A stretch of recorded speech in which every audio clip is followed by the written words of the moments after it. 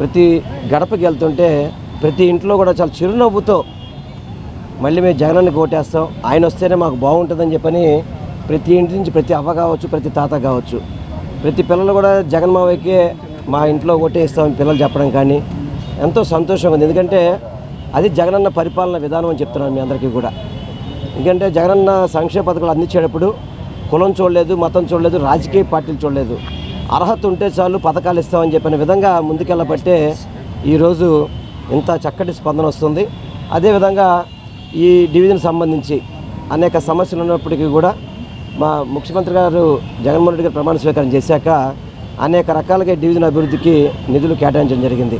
దీర్ఘకాలిక సమస్య అయిన బ్రిడ్జిలను కూడా నిర్మించడానికి ముఖ్యమంత్రి గారు ఆల్రెడీ ఆదేశాలు జారీ చేశారు. టెండర్లు అయిపోయినాయి, నిర్మాణం ప్రారంభించే స్టేజ్లో ఉన్నాయి ఇవన్నీ కూడా. ఎందుకంటే గతంలో ఏ ఒక్కరు పట్టించుకోకపోవడమే వచ్చిన ప్రాబ్లం ఇవన్నీ కూడా. కానీ ఇప్పటికైనా కానీ మా ముఖ్యమంత్రి గారి నాయకత్వంలో ఈ డివిజన్ని చాలా చక్కగా అభివృద్ధి చేసే విధంగా ముందుకెళ్తున్నారు. అదేవిధంగా మా కేసీఆర్ నాని గారు కూడా ఇప్పుడు మన పార్టీలో ఉన్నారు కాబట్టి ఇప్పుడు ఇక్కడ ఎంపీగా పోటీ చేస్తారు. తప్పకుండా కేసీఆర్ నాని గారు ఇప్పటికే మన విజయవాడ నగరానికి సంబంధించి ఫ్లైఓవర్లు కావచ్చు, అనేక రకాల అభివృద్ధి కార్యక్రమాలకి కేంద్రం నుంచి అనేక నిధులు తీసుకొచ్చి ఇక్కడ ఖర్చు పెట్టడం జరిగింది.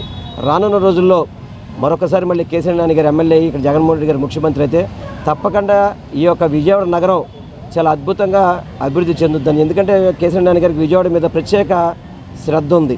విజయవాడ నగరం అభివృద్ధి చేయాలి, విజయవాడ నగర ప్రజలకు మంచి చేయాలని చెప్పి ఒక తాపత్రయంతో ఉంటారు. కాబట్టి అప్పట్లో చంద్రబాబు సహకరించకపోయినా కూడా ఆయన కేంద్రం నుంచి కొంతమేరకు అభివృద్ధి చేయడం, చాలా వరకు అభివృద్ధి చేయడం జరిగింది. కానీ ఇప్పుడు జగన్మోహన్ రెడ్డి గారు అదేవిధంగా కేసీఆర్ నాని గారు జోడీ వల్ల విజయవాడ నగర అభివృద్ధి శరవేగంగా నడుస్తుంది. ఎందుకంటే విజయవాడ అభివృద్ధి ఏ విధంగా ఉందో మీరు ఒకసారి చూసుకోవాలి. రిటర్నింగ్ వాళ్ళు సుమారు 500 కోట్లు పెట్టి గతంలో ఏ ముఖ్యమంత్రి చేయలేని విధంగా 14 సంవత్సరాలు నేను ముఖ్యమంత్రి అని చెప్పుకుని చంద్రబాబు నాయుడు కూడా సిగ్గొచ్చే విధంగా రిటర్నింగ్ వాళ్ళు నిర్మించారు. ఎందుకంటే చంద్రబాబు బ్యారేజీకి అవతల పక్కే ఉంటాడు, ఆయన కిటికీ ఓపెన్ చేస్తే బ్యారేజీ కనబడుతుంటుంది. చిన్నపాటి గేట్లు ఓపెన్ చేస్తే దాదాపు కొన్ని వేల కుటుంబాలు ఇబ్బంది పడే పరిస్థితి ఉండేది. కానీ అప్పట్లో ఎప్పుడు చంద్రబాబు స్పందించలేదు. ఈరోజు జగన్మోహన్ రెడ్డి గారు స్పందించి దాన్ని వాళ్ళు కట్టడమే కాదు, ఒక అద్భుతమైన వ్యవహార ప్రేసులాగా, అంటే ప్రతి ఒక్కళ్ళు కూడా సాయంత్రం పూట కానీ వాకింగ్ చేసుకోవడానికి కానీ అన్ని విధాలు కూడా ఆహ్లాదకరంగా ఉండే విధంగా దాన్ని అభివృద్ధి చేశారు.